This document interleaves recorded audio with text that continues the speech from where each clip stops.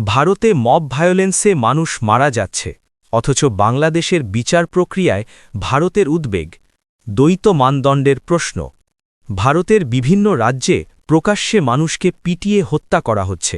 এই ঘটনাগুলো আন্তর্জাতিক গণমাধ্যম ও মানবাধিকার সংস্থার রিপোর্টে বহুবার উঠে এসেছে।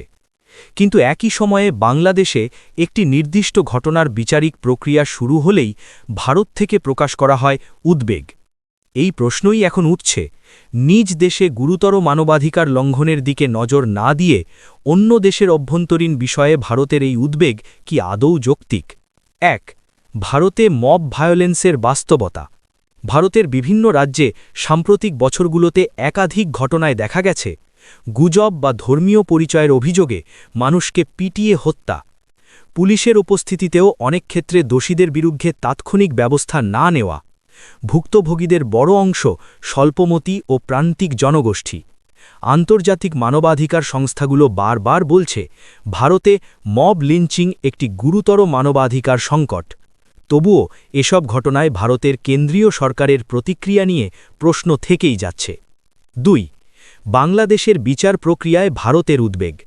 বাংলাদেশে কোনো ব্যক্তি বা গোষ্ঠীর বিরুদ্ধে আইনি প্রক্রিয়ায় বিচার শুরু হলে ভারতের পক্ষ থেকে কূটনৈতিকভাবে উদ্বেগ প্রকাশ করা হয়। বিশেষজ্ঞদের মতে একটি সার্বভৌম দেশের বিচার ব্যবস্থা নিয়ে এই ধরনের প্রকাশ্য মন্তব্য আন্তর্জাতিক কূটনৈতিক রীতির সঙ্গে সাংঘর্ষিক। প্রশ্ন উঠছে, বাংলাদেশ কি নিজের আইন অনুযায়ী বিচার করার অধিকার রাখে না? ৩. দ্বৈত মানদণ্ডের অভিযোগ।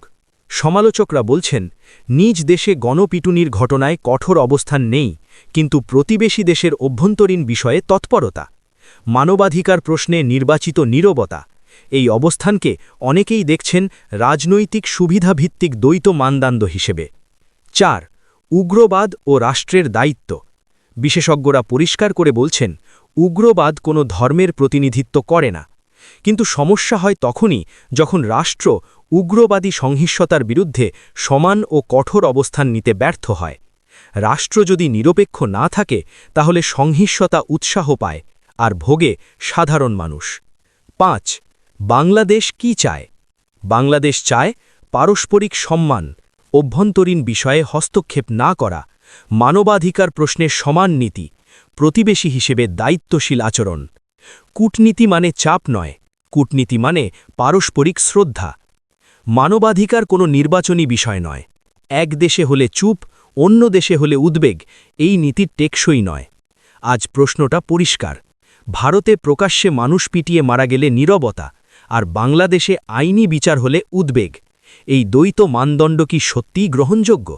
সিদ্ধান্ত নেওয়ার দায়িত্ব দর্শকের।